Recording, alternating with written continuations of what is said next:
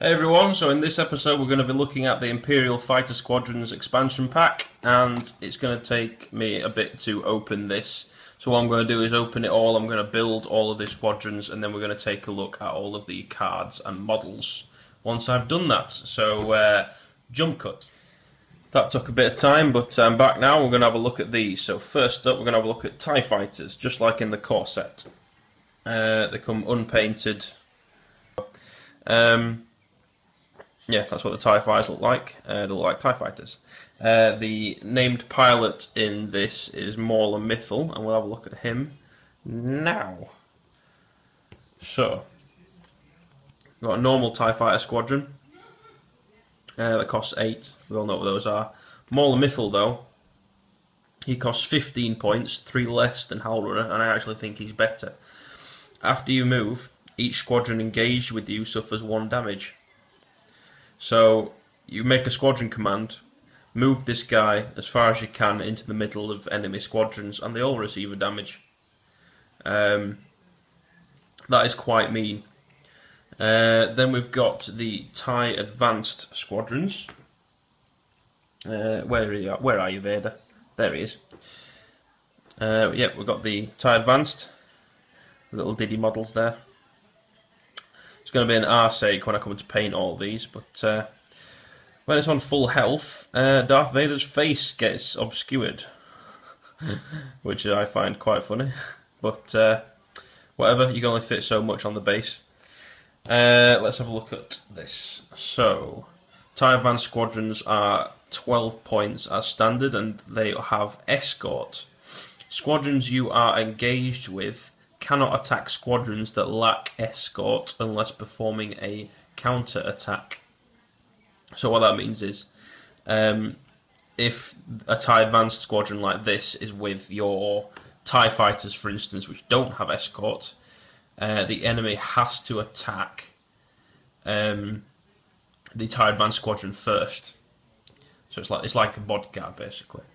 Darth Vader also has escort, and his ability, it's 21 points for starters, and his ability is, whilst attacking, each of your critical icons adds 1 damage to the damage total. Now, when how can I explain it? When you're attacking a squadron, criticals don't count. So Darth Vader's criticals do count. So that makes it a little bit more accurate when attacking squadrons. And I think it counts for ships as well, because I don't think squadrons can do critical damage to ships either. I can't remember quite if that's correct, but that's quite a good ability though, being able to deal extra damage to squadrons. Then we've got the TIE Interceptors. Where are they? There. TIE Interceptors. One of my favourite fighters to play with in X-wing, and we've got the dude named Dude on there. I can't remember what his name is now. We'll see in a second. Sunterfell. It must be Sunterfell. What have we got here? So we've got counter 2.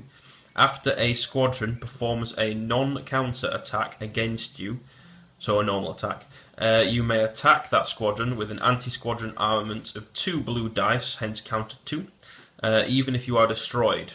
So if you're flying around in these interceptors, and then an enemy rocks up to you and shoots at you, you can then shoot them straight back with 2 blue dice. And if you haven't even been activated yet, you can then shoot them as well. So let's give you an example of this. Okay, so your interceptors are on the field.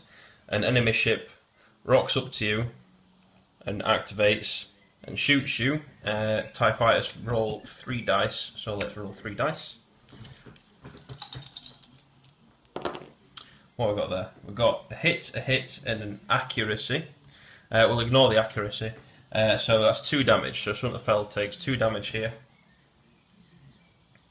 And then because he is an interceptor, he can shoot them straight back. So Sunterfell shoots them straight back with a counter of 2. What have we got there? So we've got a crit and an accuracy. So that didn't work too well, but let's have a look. They do have Swarm, So if I had a friendly with me, I'll be able to re-roll one of these. So there's a hit. There you go. So the TIE Fighter takes 1 damage there from that re-roll using Swarm. And then it's your turn to activate Squadrons now. So we activate Sunterfell here, who poor chap's on 1 health already. He gets to do a normal shot with 4. Where is it? Yeah, 4 blue dice. So we go. And we got 1, 2, an accuracy, and a crit. So crit doesn't count. But it's a normal TIE Fighter squadron anyway, so we did 1 damage with the counter and then finish him off with the primary attack, which takes the final 2 damage. That set of TIE Fighters is dead and gets put on the side to have a little cry to itself, because it's just straight out of the academy, and then Sunterfell rocked up to him and for some reason killed him. But that's an example anyway, so that's pretty cool. Now we didn't look at Sunterfell yet, I just realised. So that was the counter explanation there. Sunterfell himself, after a squadron you are engaged with performs a non-counter attack, it suffers 1 damage if it did not attack you. Oh, so that little scenario. So I had these here. TIE Fighter rocked up. Well, we were all on full health to begin with, weren't we? So let's say, how would I make this work? The TIE Advanced, they have escort, don't they? So enemy squadron flies up, activates, has to shoot the escort first because it's in range of the escort, and because it didn't attack Sunterfell, it takes a damage, and then your squadrons can shoot it back and probably kill it. So that's quite cool. I like that ability. I'm probably going to end up using him quite a lot, and they go at speed 5 as well, which is maximum speed. So that's pretty cool. And then finally, we have the bombers. Oh, I don't. Whatever. Right, bombers. 5 health. There's the models. Can we focus? Yeah, they look alright. So bombers have bomber, believe it or not. Whilst attacking a ship, each of your critical icons adds 1 damage to the damage total, and you can resolve a critical effect. Usually criticals from fighter squadrons don't work on ships, but with bombers you can cause crits to a ship. Bomber squadrons also have heavy. That means you do not prevent engaged squadrons from attacking ships or moving. So usually when 2 standard squadrons are next to each other, and it's an enemy one and yours, they're engaged, and until one of you is destroyed, the other one isn't allowed to move away. So this guy can't move away from Sunterfell until Sunterfell's dead, basically. When a ship has heavy, the one that comes in and engages with it, because this has heavy, it can fly away if it wants to, or it can attack a different target if it wants to, which it would be able to in other cases, under normal circumstance. They are only 9 points though, which is quite good for a 5 health ship, although, looking at that, they've got only 1 black dice shooting at squadrons, and 1 black dice against ships. So they don't have too much power output, but they can resolve crits. And then we've got Major Rhymer.